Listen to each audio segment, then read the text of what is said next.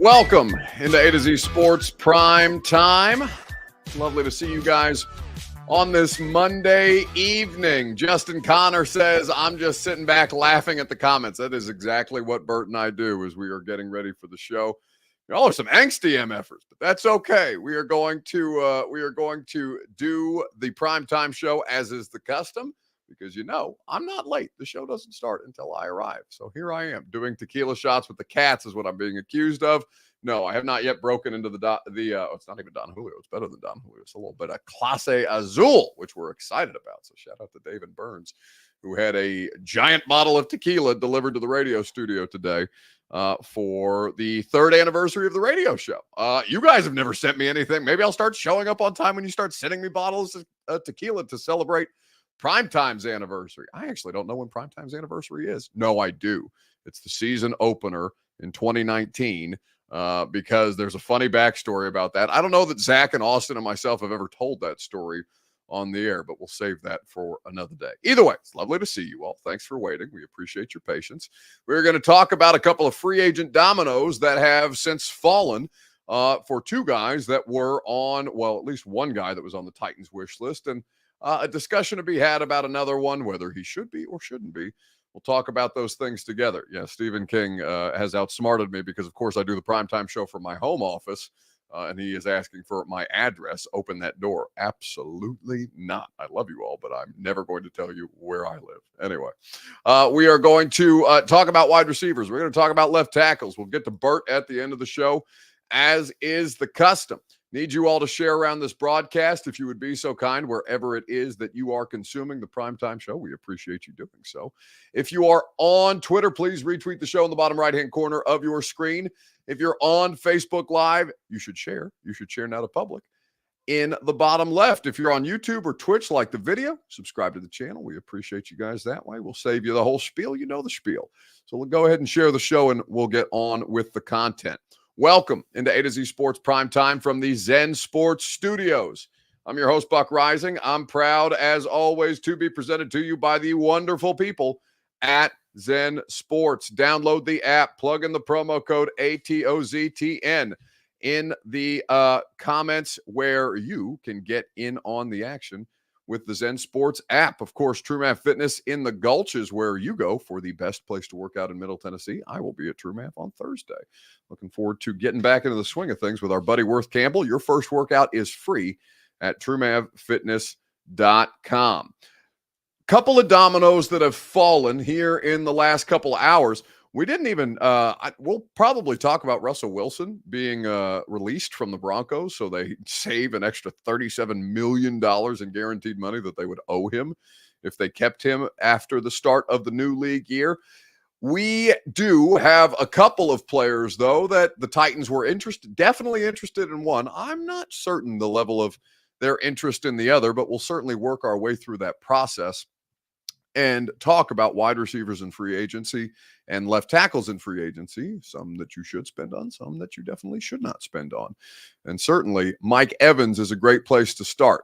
So Mike Evans is somebody that the Titans planned to pursue. Now, how aggressive they were going to be in that pursuit of Mike Evans, who's to say? It doesn't matter now because his agent did a deal with him, 2 years, $52 million to return to the Tampa Bay Buccaneers.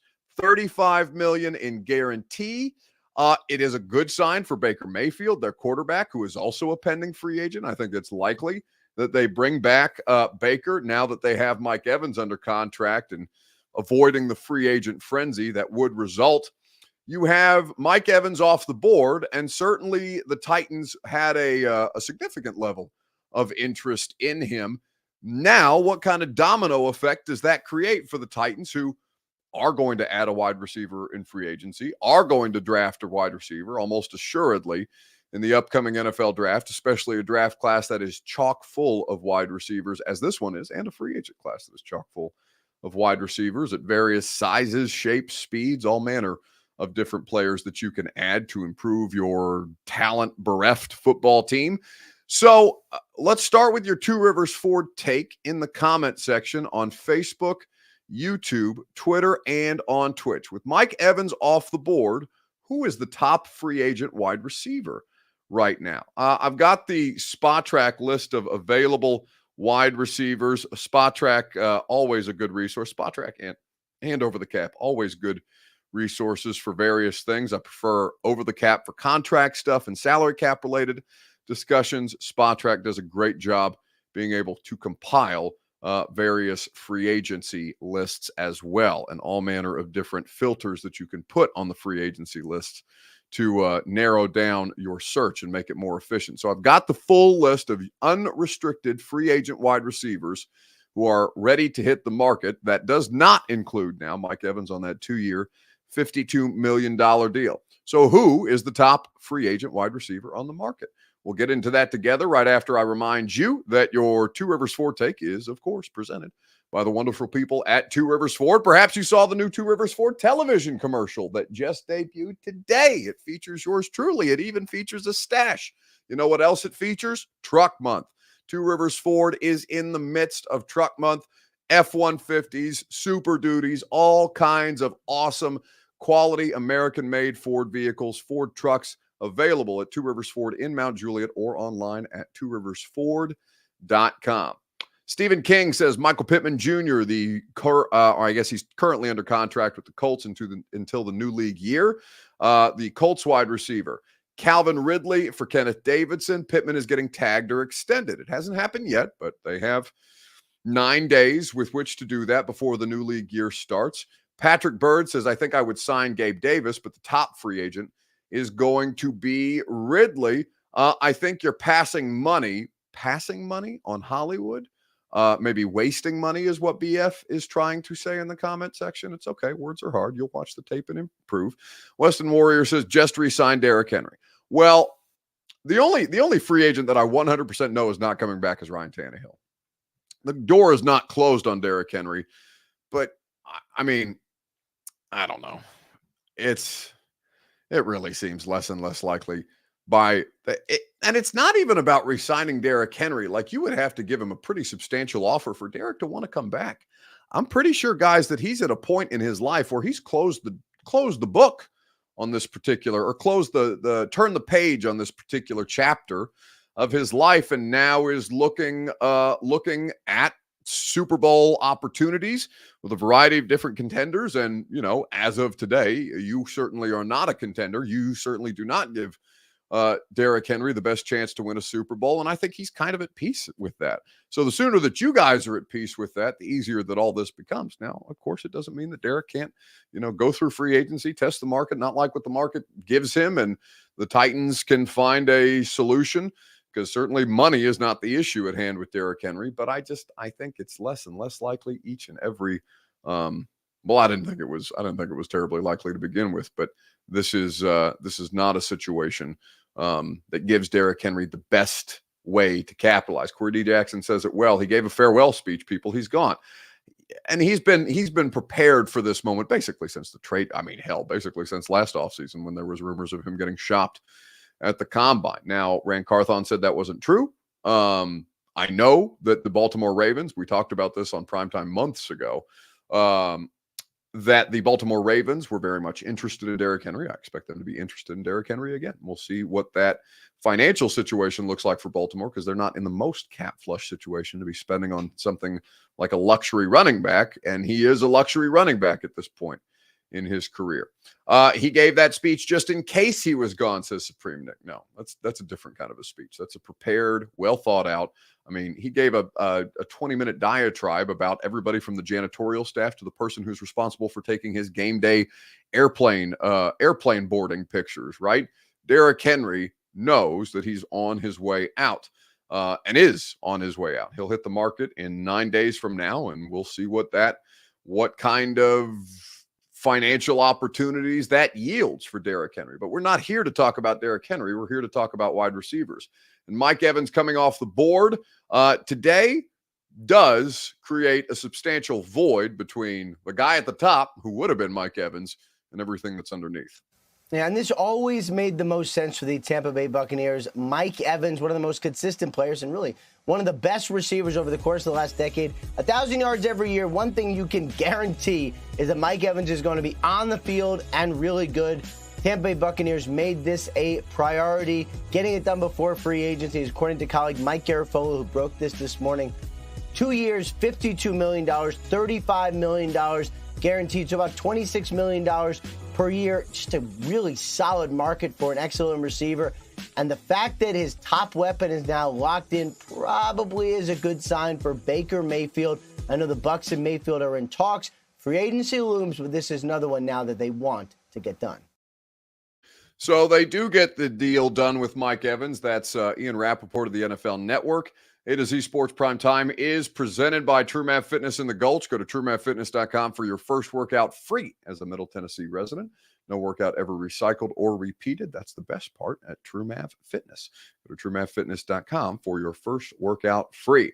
So Fulton has asked for that tackling job. Yeah, always good when you can watch a highlight of a guy who your team very much wanted to add in Mike Evans as he dusts a player that is about to have his contract expire with your team, though I wouldn't rule Christian Fulton out as far as coming back. I know that's not going to make a lot of you happy, but I do think that he is as likely a candidate to return as arguably anybody on that list. And we'll explain why more as we get into free agency wish lists at the end of the week.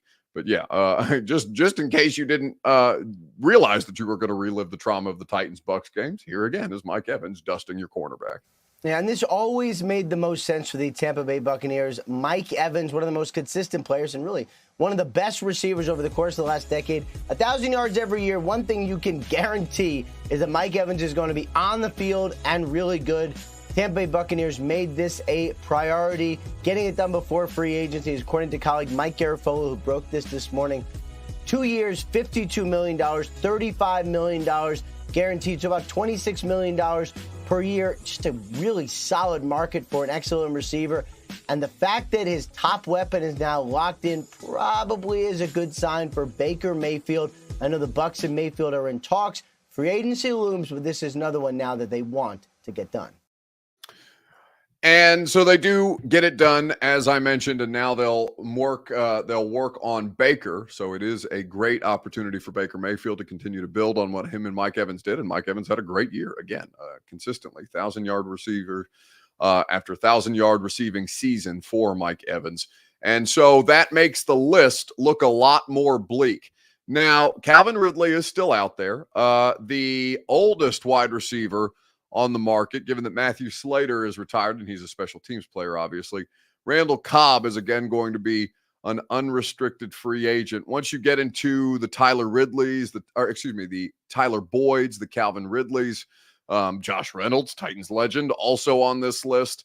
You've got a variety. Mac Hollins, a guy who dusted the Titans en route to, a game that they did win a couple of years ago against the Raiders, but just not for lack of stopping Mac Hollins. Calvin Ridley is probably the best available wide receiver on the market, just in terms of last year's production. Michael Pittman had just about a little more than 100 yards receiving, more than he did. But Calvin Ridley has twice as many touchdowns in 2023 as did Michael Pittman Jr. 1,152 yards for Pittman, 4 touchdowns, 2 fumbles.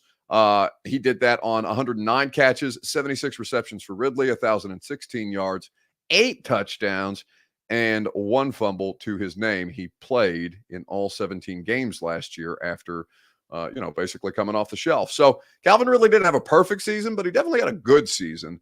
And he's going to make probably north of $25 million a year, whatever that contract looks like for Calvin Ridley.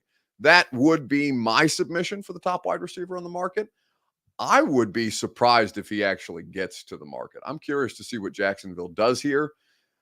I don't think they can afford to lose him, but we'll see, because they're in a tricky financial situation as well.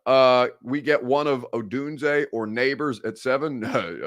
Malik Neighbors, if you haven't seen that video, absolutely does not want to play for the Tennessee Titans. Now, you should still draft him anyway if he's there for you to take him, but that is what it is. You can still draft a top wide receiver and pay a wide receiver. Guys, your wide receiver core is shit. DeAndre Hopkins is the only evidence of a pulse that your wide receiver core has. The second most reliable player in that wide receiver core is an unrestricted free agent, and his name is Nick Westbrook-Akina. Supreme Nick says Odell a free agent. Yeah. And ask Bert at the end of the show when we put him on how he feels about Odell Beckham Jr. I'm sure it was a nice complimentary piece, but not anything more than that.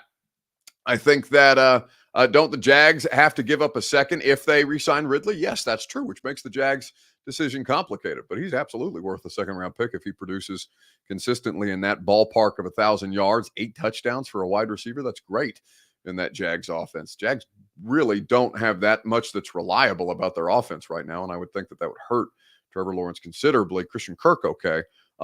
Ridley at 16 mil, I assume. Is that the 16? Then okay. Yeah. You guys, the cap went up $30 million. You can get sticker shock about this shit if you want to, but it's just going to keep going up. Maybe it doesn't go up $30 million every year, but Jamar Chase is going to make between $30 and $35 million on his next contract. Now, he's obviously one of the better wide receivers. Justin Jefferson is probably going to make close to $40 million a year. That's what it costs now. So if you see 22, 25 for Calvin Ridley, if you see, 20 for Hollywood Brown, if you see 22 to 25 for Michael Pittman, you shouldn't be surprised at all. That's just inflation. Aren't you? Most of you are probably dealing with inflation in some form or fashion in your lives. The salary cap just got inflated by Jeff Bezos paying $120 million for one live stream playoff game. That is what it is. Major Key says that's insane. It's really not, though. Like, I don't know. I mean, sure, to you and me, $30 million is a lot of money. The NFL is jack shit. It's couch cushion money. It's something that you could find and in your change pocket in your car, in your center console. $30 million in shit. And it's not, and that is something that Patrick Mahomes, right? Think about Jeff's deal. Jeff just signed a $100 million contract with the Tennessee Titans last year. The cap went up $30 million. You know who looks really cheap now? Jeff Simmons. A.J. Brown. A.J. Brown made $25 million. We've talked about this. $25 million a year for on his deal with the Eagles. You know who looks cheap as hell right now? You know who wish they still had A.J. Brown for $25 million? You know who's very happy to have A.J. Brown for $25 million a year? The Eagles, because the salary cap just keeps going up. Joshua Hoffman says none of the free agent wide receivers are game changers. Okay, sure. You still need one. That's not the point. Now, you could settle for a Tyler Boyd. You could go for but Tyler Boyd's still going to get paid somewhere in the teens on an average annual basis. Again, Eric says, Buck talking like a billionaire. Well, yeah, it's a multi-billion-dollar industry, bud. You're building I wasn't at the groundbreaking the other day, but you're building a $2.3 billion stadium. Not that much. Drop in the bucket to the NFL. It's 1 of 32. Now, I'm sure it's going to be spectacular, this, that, and the other, but the salary, now this is starting to make up for about a $16 million dip that the salary cap took in, what was that, 2021 after the COVID year. And so you've more than made up that ground since then. The teams were expecting the cap to be somewhere, ballpark 242 to 245. It went up damn near $10 million more than I think any team expected. Eric Alonso says $20 million ain't shit. Come on, son. It's not in the National Football League. Again, to you, it's a lot of money. To Patrick Mahomes, who signed a $500 million contract, like 3 years ago, and is now cheap on the $500 million contract. That is what it is. Jordan Love is about to make probably between $45 and $50 million a year. Think about that. He had one good season. That's the going rate for a quarterback. So you guys can get all butthurt or bent out of shape about sticker shock if you want to. The cap continues to go up because it's America's most popular sport. They're about to expand it to 18 regular season games here in the near future because why? More money, more greed.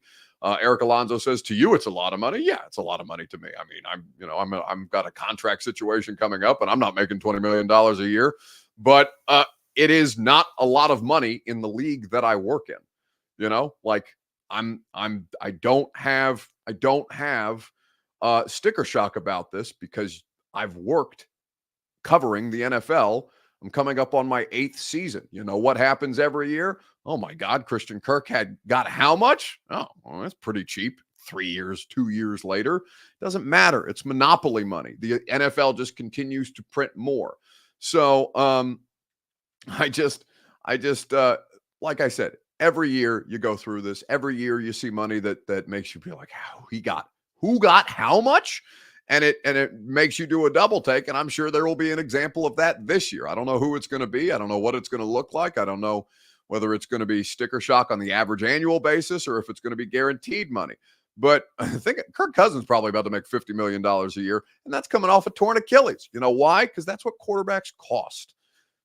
It's just what the value of the NFL is in the landscape of American sports. And it's not that deep unless you make it that deep. Now, you and I are never going to make $20 million a year. Well, I don't know. Maybe one day I'll get the Stephen A. Smith money. Stephen A. I think makes $17 million a year. I haven't been pocket watching lately. Brady working 17 games a year. You know how much he's making per year? $37.5 million. Now he's Tom Brady.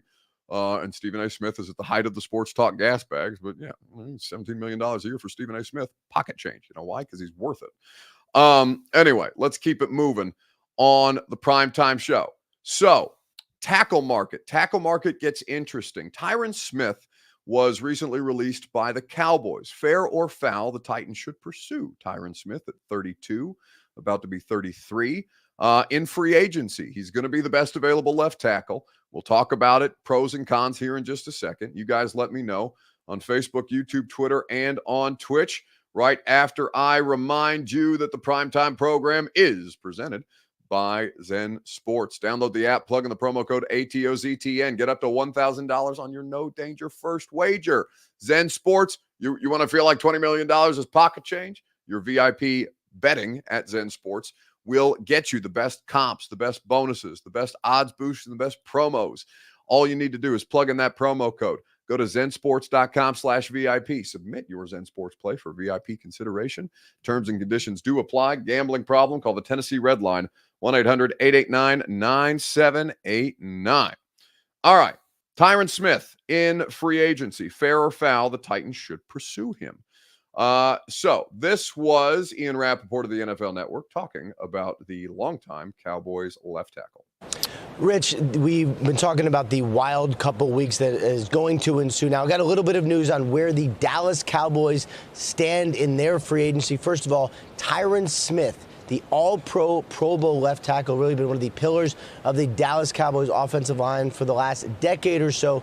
My understanding is he is unlikely to re-sign in Dallas, the end of an era. He is going to be an extremely coveted free agent. That is a guy who every team could use, obviously a huge name over the next couple weeks. And then Jerry Jones made a little bit of news yesterday talking about Dak Prescott's contract. Of course, we've been talking about how he's got a $60 million cap hit.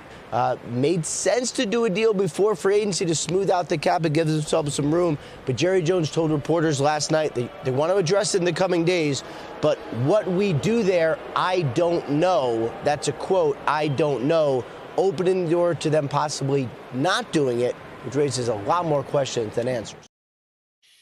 So Tyron Smith released. He's going to be immediately the best available left tackle. The Patriots are already apparently in pursuit of Tyron Smith in free agency. MB says foul. Nope, not interested. Old, injury prone, overpriced.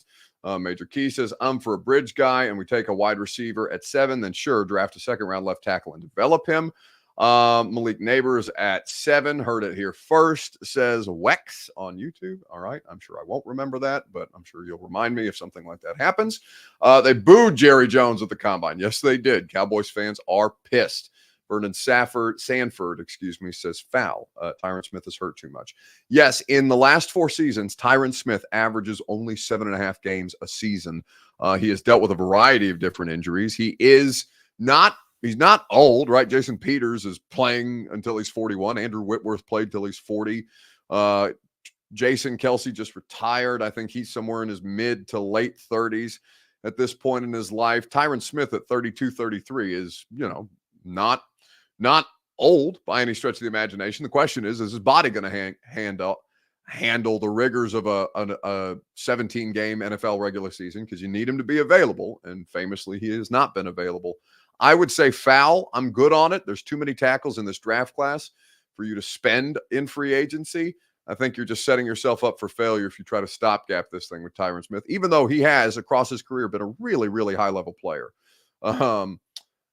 Just need him to last 3/4 of the season, says Puka. Yeah, but even then, I mean, and there's no guarantee that a rookie lasts 3/4 of the season, right? This is as much football as they'll ever play in their lives, and their rookie seasons are tough, right? The rookie wall is not a small thing, and rookie offensive linemen are pretty bad as soon as they come in the league. So just because you maybe draft Joe Alt or Olafashanu or Amarius Mims or Tyler Guyton, any of these potential left tackles, the Oregon State guy, Fuaga, any of these dudes, just because you draft them doesn't mean that they're going to be good their rookie year, right? Rookie offensive linemen are typically pretty dreadful.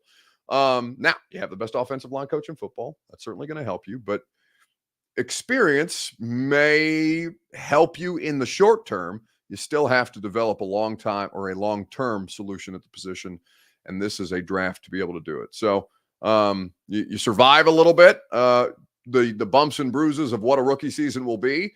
Hopefully Skoronski makes some strides if you're a Titans fan and you're not worried about two solid players on a shitty offensive line. Hopefully you're talking about a legit player in Skoronski, who is yet to show that he's legit, but does have plenty of promise, and certainly year 2 playing the same position.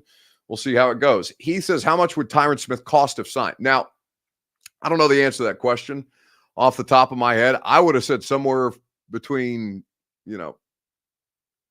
12 to 15 million a year. I would imagine he would make more than that, probably. Spot Track has him at 1 year like 7.5, which is not an accurate estimation. I would be surprised if it was any. Think about this. Andre Dillard got $10 million a year last year, and Andre Dillard has not done anything in his career at all. Tyron Smith, you could make the argument, is a borderline Hall of Fame left tackle based on his play throughout the course of his career. One would imagine that his representation and Tyron Smith have a certain standard of which they got to operate. I would relate it to DeAndre Hopkins. Now, Hop obviously is different because he broke the Titans' aging wide receiver curse, and I don't think you want to take that risk with. I don't think you want to take that risk with the Tyron Smith situation, because left tackle is arguably more important than the wide receiver, though your coaching staff may take issue with that notion. I just think that there are too many options for you to address this more cost effectively and more organically that will set you up not just well in the immediate, but in the future, long term. Do not, says Fade, do not, I repeat, get any offensive lineman in free agency, please. Well, no, you're definitely going to get offensive lineman in free agency. And frankly, you need to pay a center. You need to pay a veteran center. That should be your spend. Instead of Tyron Smith at 33 and dealing with significant health issues across the course of the last 4 seasons, a center, a reliable center for your young and developing second-year quarterback, I think would do so much good for your offense in particular as you start to try and ramp things up around Will Levis. You can't, I think it would be a mistake to draft a rookie center who's going to have the same kind of hurdles to overcome and pair him with a second-year quarterback who just needs some kind of veteran experience. Tristan Foster says, I'd take Ben Jones again for center. I mean, Benny is, healthy, and he didn't get a job last year, but I know he is still looking for opportunities. I would be shocked if Ben Jones came back, and especially given that there are a variety of different centers out there to have. Not that Ben wasn't great while he was here, but it's well enough time to move on. All right, it's time for In Case You Missed It. Will Burt have a shirt on? Will Burt not have a shirt on? You'll have to find out here in just a second, right after I remind you that the Primetime program is presented by the Ashton Real Estate Group of RE/MAX Advantage. Go to GaryAshton.com. Get your dream address without the stress. The intel edge you need to succeed at GaryAshton.com. Hello, Robert. What do you want? What do I want? I want a great many things in my life. But that you on camera is not one of them. Well, you have to deal with that today. One of the things I would like would be an early retirement. You got to see that from Jason Kelsey today. Is it early? Nah, but I mean, he could have played a couple more years, right? He's the best center of all time. That's what everybody says, right? Allegedly. So there were tears, there were stories today, but I think there was also a little bit of, as the kids say, capping. I won't forget the Eagles' Christmas party in 2014. and heading out afterwards with a bunch of my teammates to Buffalo Billiards, where my life would change forever. That night, I'd meet my future wife.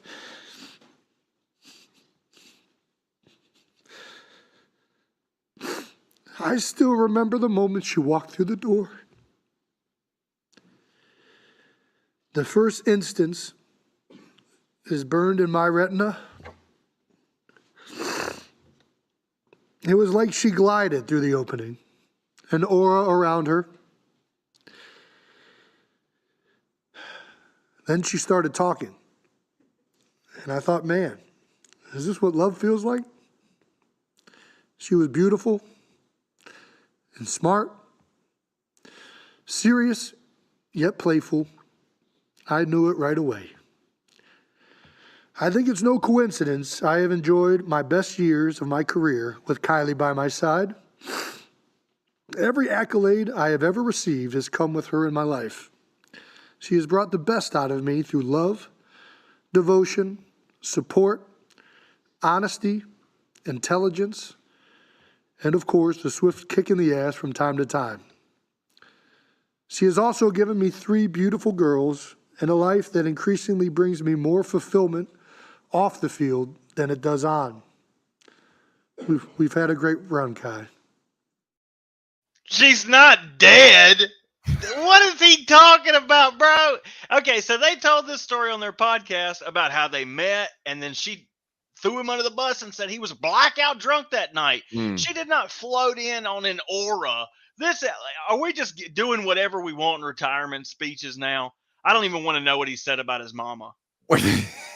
That she makes the best Campbell's chunky chicken noodle soup in the world. Absolutely. Yep.